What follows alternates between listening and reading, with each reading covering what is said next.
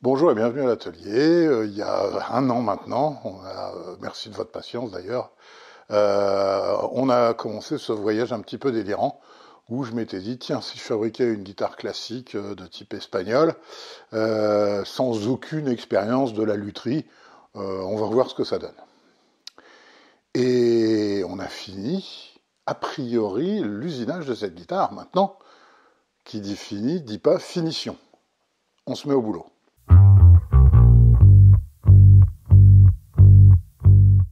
Alors vous savez que c'est un peu le credo de cette chaîne.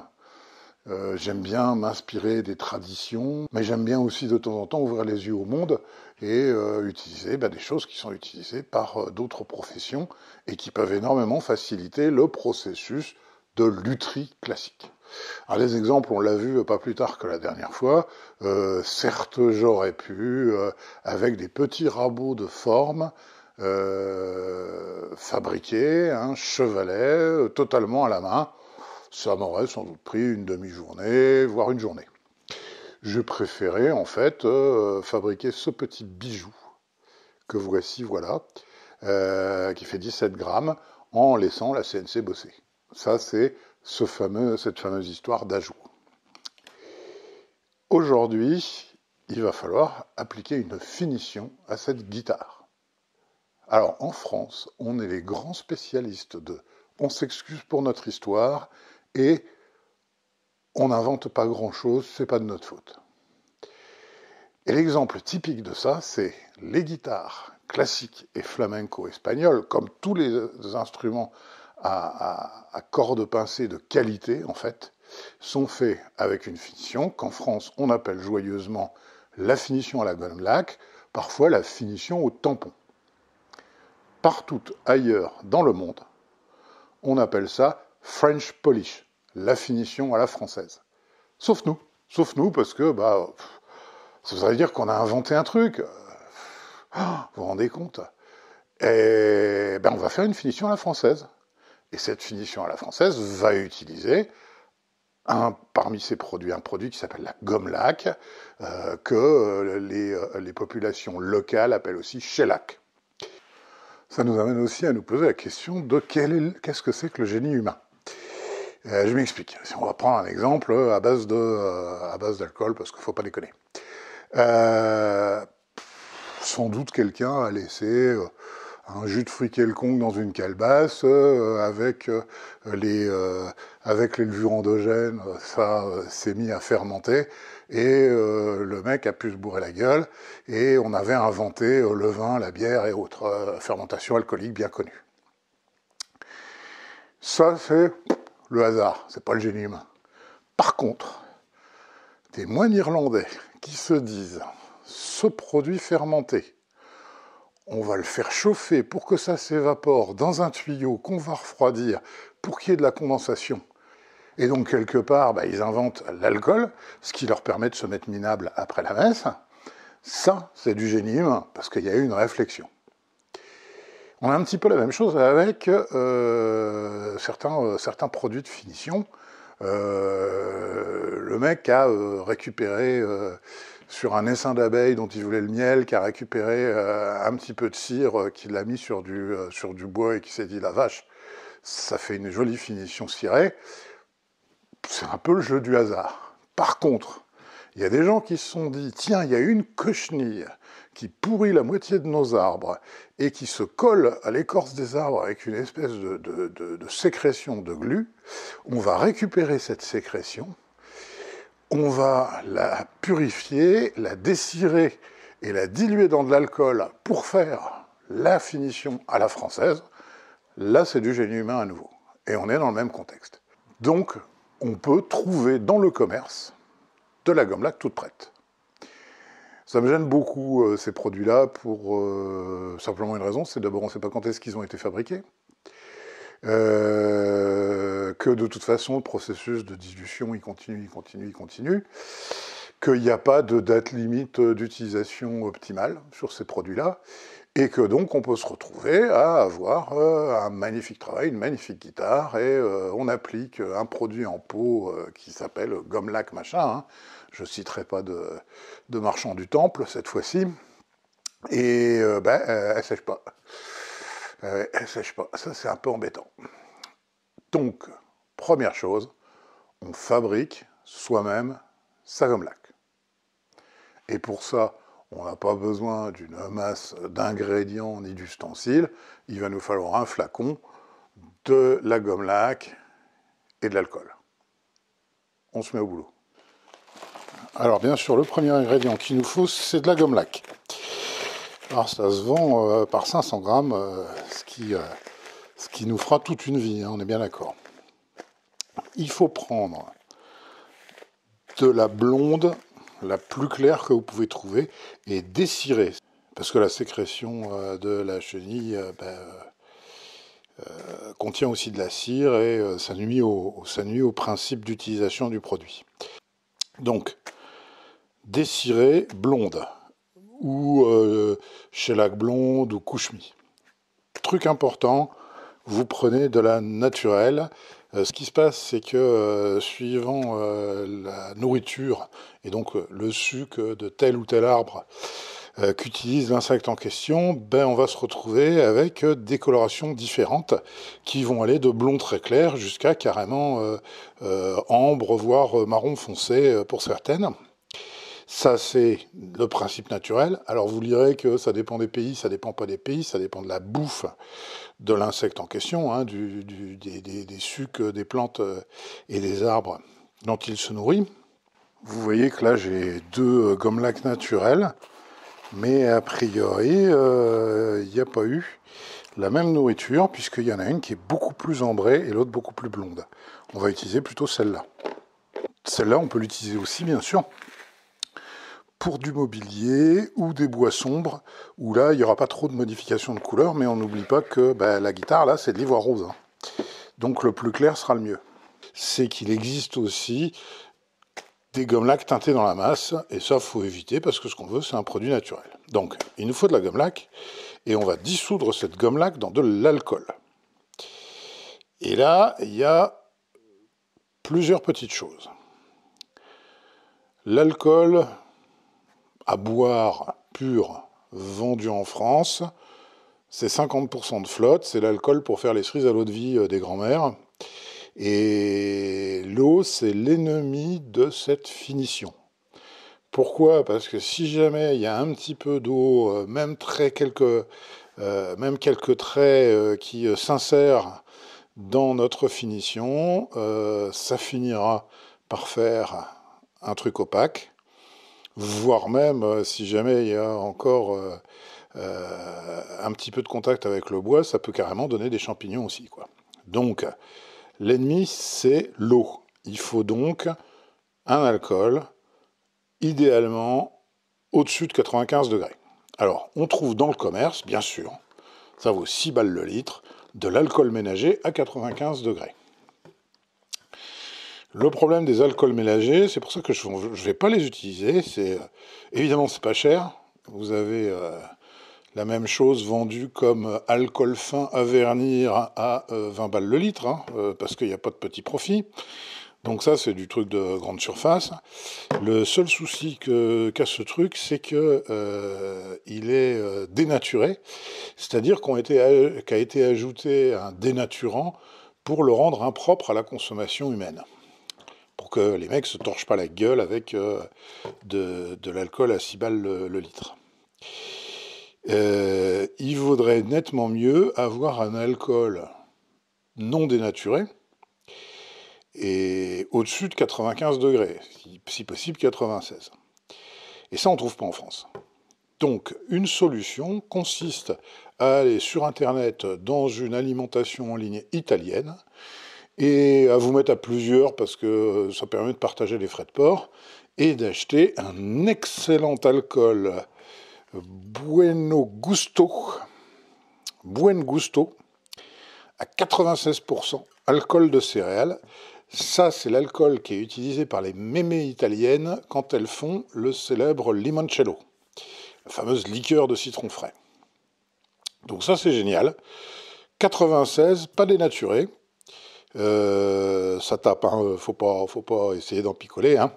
Mais par contre, ça va être absolument parfait pour faire notre finition. Et en plus, on reste dans le côté alimentaire qu'on perdait avec ce truc-là.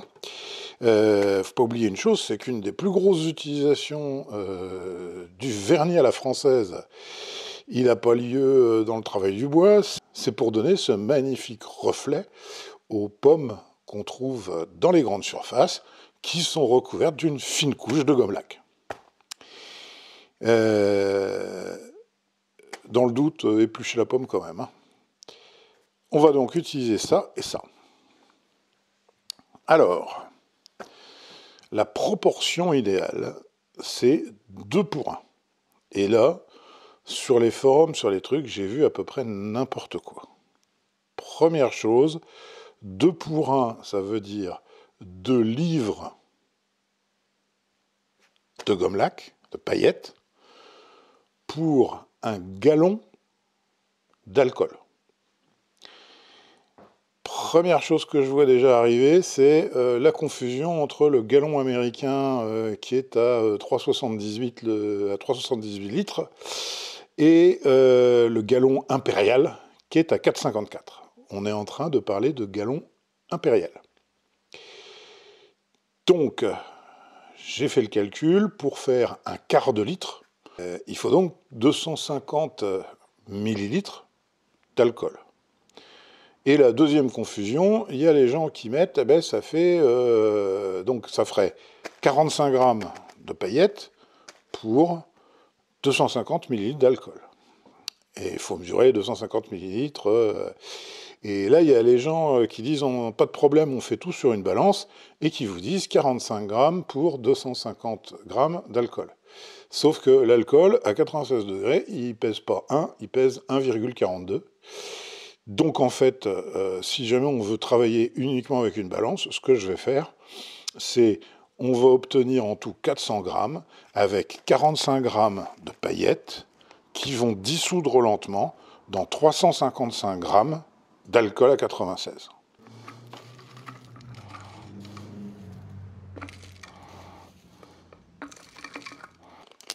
En termes de proportion, il vaut toujours mieux utiliser l'arrondi vers le bas. Il vaut mieux avoir un produit trop liquide, quitte à mettre 1 ou 2 couches de plus, qu'un produit trop épais, qui va plutôt nous gêner qu'autre chose dans la fabrication.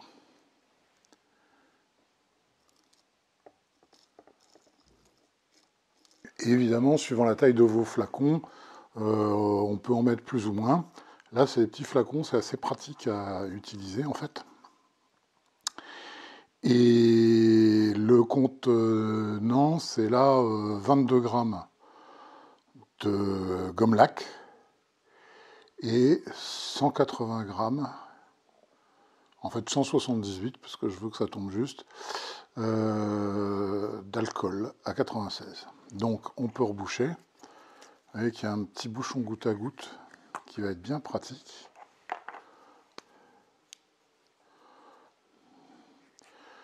Qu'il faudra couper, hein, puisque celui-là il est neuf, il n'est pas encore coupé, ils sont livrés comme ça. Hop, on visse le machin. On secoue.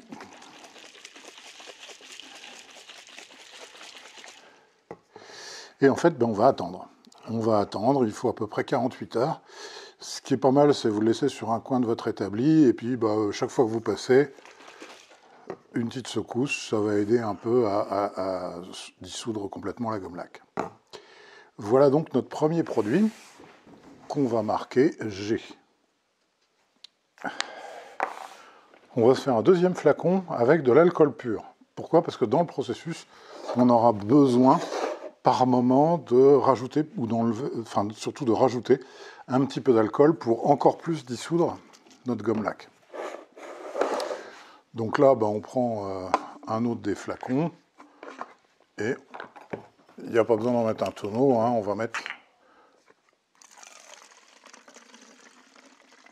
la moitié en alcool.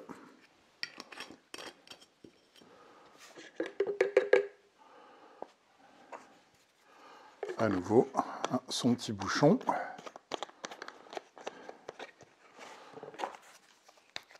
Et lui, il s'appelle A.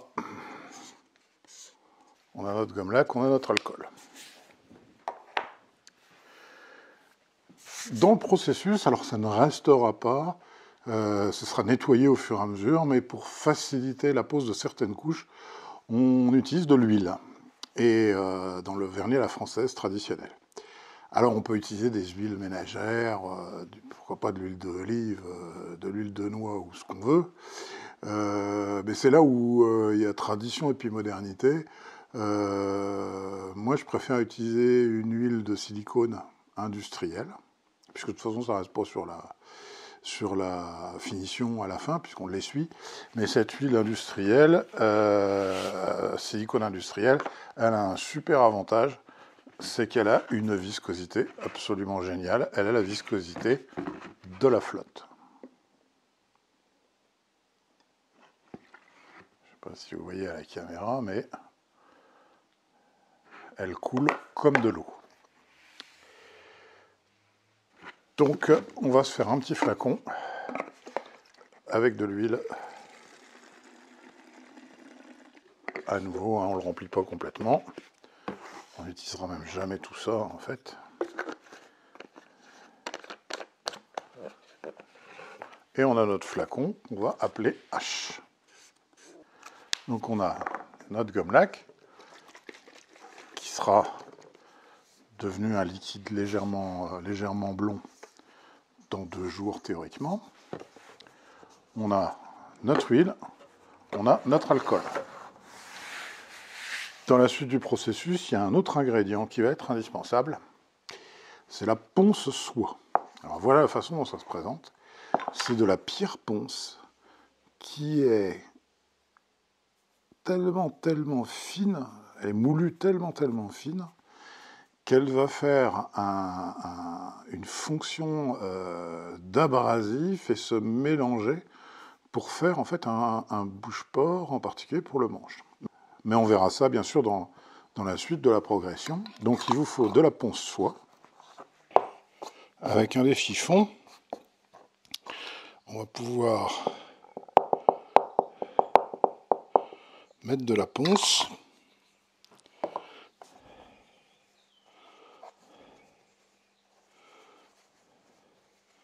Et on va le refermer. Je vais en mettre un peu plus.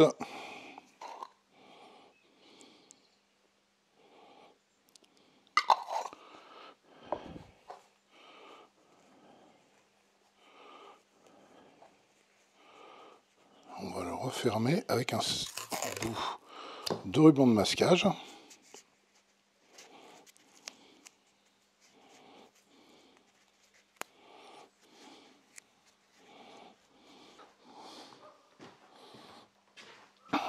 Et comme ça, on peut distribuer de la ponce sans en mettre des tonnes, juste en tapotant. Pour que ça reste bien propre, hop, on le range aussi dans son bocal. Et on en arrive au fameux tampon. Et pour le tampon, il faut 2 choses. Il faut de la mèche de coton. Et il faut du coton. Je conseille le drap qui a été passé 50 fois à la machine, donc qui est bien souple, qui ne peluche plus. Et aussi utiliser un ciseau cranté pour découper un carré. Ça c'est vachement bien parce que ça bloque le fait que ça se barre en fil en fait. Donc je m'en fais régulièrement quelques-uns. Ça me sert aussi pour, vous l'avez sans doute déjà vu, pour faire par exemple des finitions à la teinte, où là je l'utilise tel quel pour frotter, et puis là on va l'utiliser pour faire un tampon. Le dernier accessoire important, c'est juste un bocal qui se ferme, dans lequel on stockera le tampon quand on ne s'en sert pas, ce qui évitera à la gomme lac de sécher. Alors, il ne faut pas prendre un bocal trop grand. Là, c'était un bocal à je ne sais plus quoi, des os de poisson quelconque, je pense. Parce que si on met notre tampon dans un bocal grand comme ça, il va y avoir plein d'air et il va avoir tendance à sécher beaucoup plus vite. Il faut à la limite qu'on ait besoin de le bourrer pour refermer hermétiquement, de manière à ce qu'il y ait le moins d'air possible. Alors il y a de l'air bien sûr, mais le moins d'air possible. Donc ça, c'est le dernier élément qu'il nous faudra. On verra comment confectionner un tampon dans le prochain épisode. Là, ce qu'on va faire, c'est on va faire la préparation. Alors la première étape de la préparation, ça a consisté à masquer 2 endroits. Et le premier endroit, on va masquer bien sûr les bennes de la touche.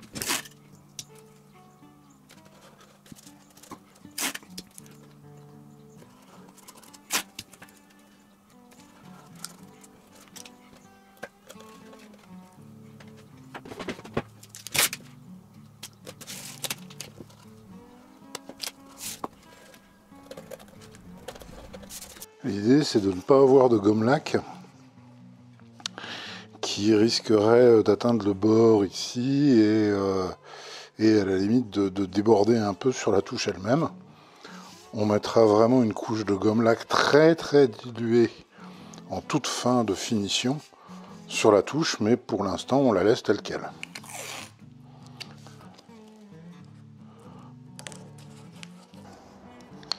On a découpé un bout de scotch des dimensions exactes du chevalet.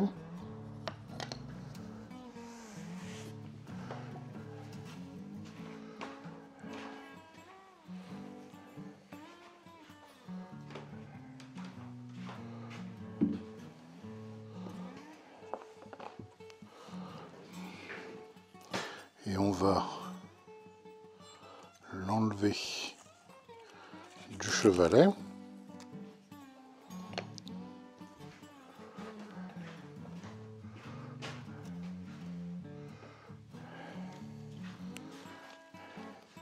Et on va le coller exactement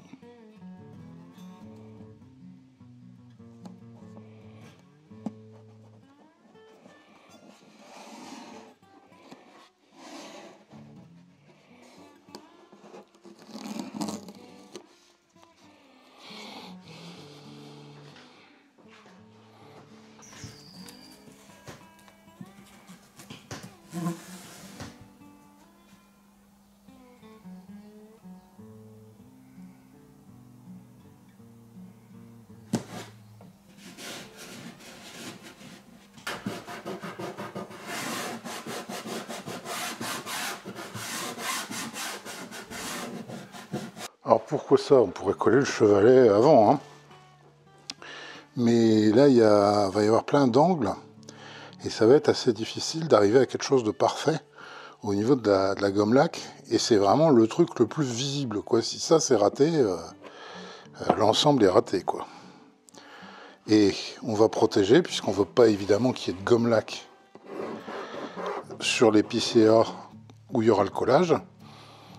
Par contre, puisqu'on va mettre de la gomme laque partout ailleurs. Enfin, pour pouvoir le manipuler plus facilement, super glue, ruban de masquage, on met le chevalet sur un bout de bois. Comme ça, on peut travailler comme ça, comme on veut, sans toucher ce qu'on va utiliser. Bon, vous me connaissez, la première étape de quelque finition que ce soit, c'est le fondure, bien sûr. Et là, on ne va pas utiliser un produit particulier, on a de la gomme laque. Simplement, ce qu'on va faire, c'est qu'on va mettre 2 épaisseurs de fondure. Et de manière à ce que ça fasse vraiment qu'une seule épaisseur, on va prendre notre gomme laque et on va la diluer à 50% avec de l'alcool.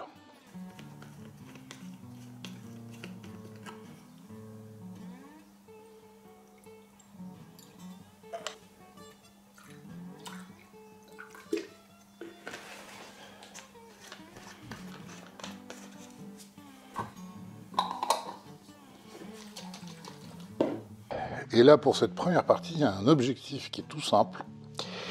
Ça consiste à ce que dans les filets en sycomore, on ne veut pas qu'ils deviennent roses à cause de l'ivoire rose. On ne veut surtout pas qu'il y ait de rose ou de vert qui arrivent dans l'épicéa. Et ça va être exactement la même chose sur tous les endroits où il y a des filets. Donc la première chose qu'on va faire, c'est qu'on va prendre un chiffon propre.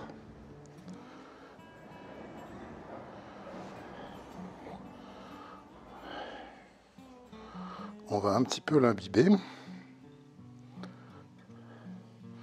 de notre gomme laque à 50%. Et on va coincer entre 2 doigts pour faire un petit angle. Et on va juste passer le long comme ça.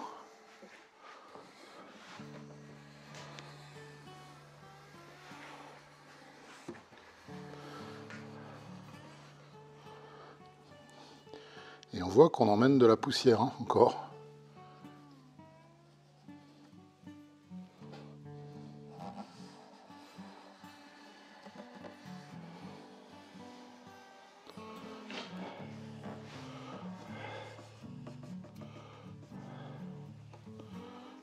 Regardez ça. Donc on retourne notre chiffon pour qu'il soit d'un côté propre. On réimbibe un petit peu et on va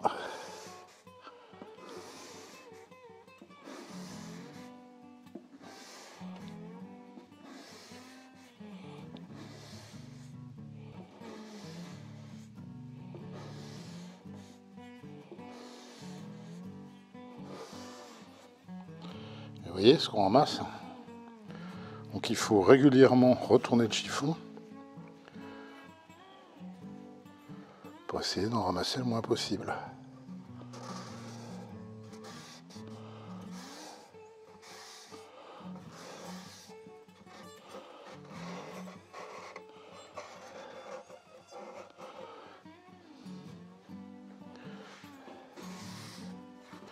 Et on va attendre que ça s'évapore, 5 minutes, hein, pas plus, et on va pouvoir mettre une deuxième couche.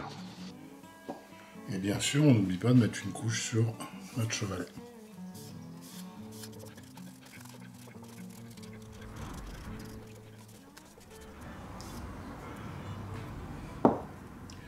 Quand on voit l'état du chiffon, on comprend tout de suite ce qui se passerait.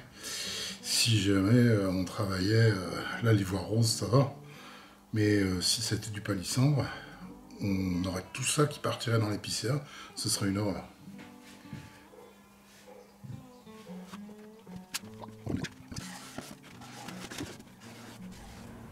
Et vous voyez que là on reprend plus rien. Ça prouve que ça a commencé à faire son boulot qui consiste à sceller le bois. Et donc on peut continuer.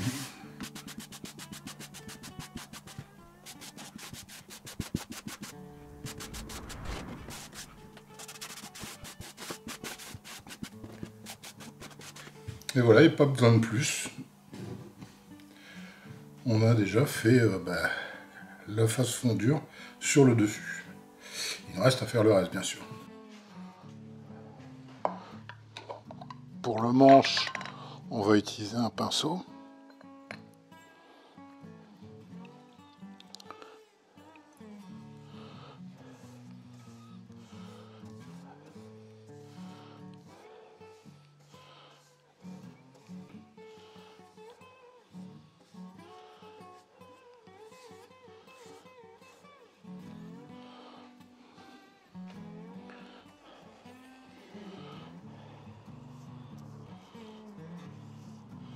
Et on s'arrête un petit peu avant l'ivoire rose. À nouveau, l'idée c'est de ne pas risquer comme ça, de polluer avec du rose notre Spanish Cedar. En ce qui concerne le bouche-porage, on va utiliser bien sûr, puisque là on a un bois grain ouvert, on utilisera la ponce.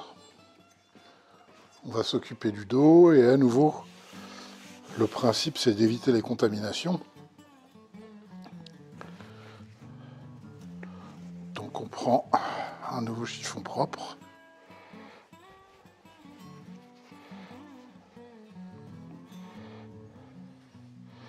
Et on va commencer par faire en restant le plus droit possible pour éviter la partie centrale ici.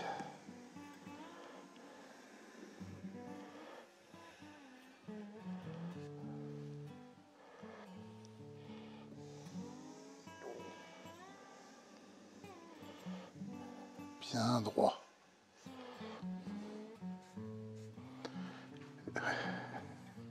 À nouveau, vous voyez qu'il y a un petit peu de résidus. Et on va utiliser la même technique qu'on a utilisée sur le dessus pour faire le bord ici.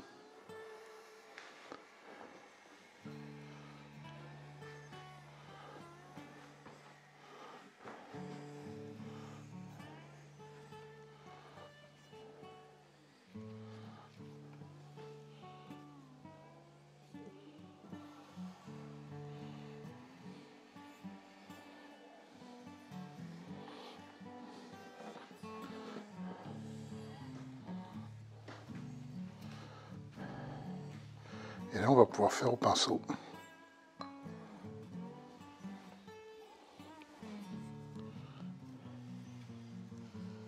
En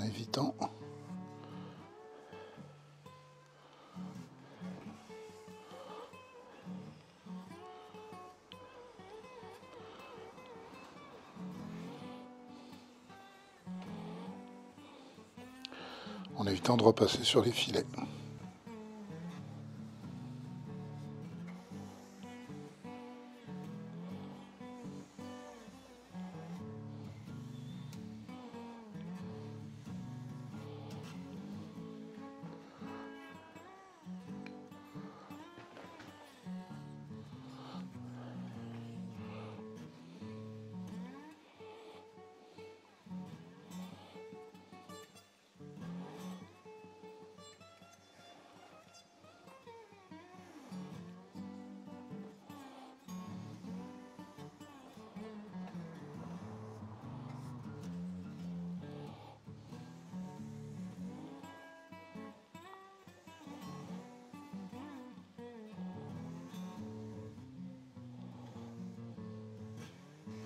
Et enfin, on va faire les éclisses.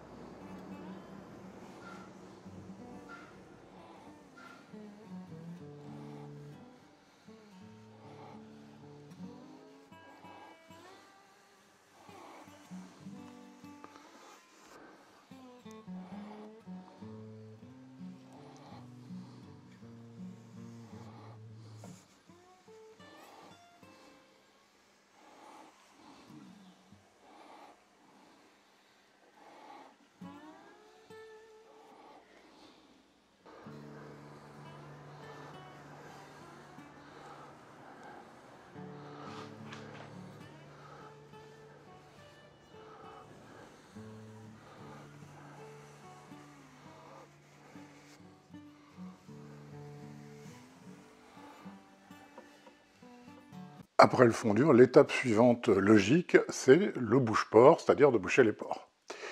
Alors si j'avais utilisé un bois un peu plus traditionnel, comme du palissandre par exemple, n'importe quel palissandre, oui, il aurait fallu boucher les pores, et j'aurais sans doute fait ça avec de la résine époxy de surfaçage, 2 couches à la raclette, de manière à vraiment que ça aille au minimum sur le dessus du bois, mais que ça aille bien remplir les pores. Et après, ponçage, 120, 240, 320, 400. Et là, j'aurais eu à un moment donné l'abrasif qui serait passé du blanc, qui est la poussière d'époxy, au blanc rosé, qui voudrait dire qu'on commence à attaquer le dessus des petites collines, et donc il y a de l'époxy dans tous les creux, et donc on est nickel. Mais là, j'ai utilisé de l'ivoire rose. Alors, on ne bouge pas les pores de l'ébène du Gabon, qui fait 980 kg par mètre cube. Mais donc il flotte.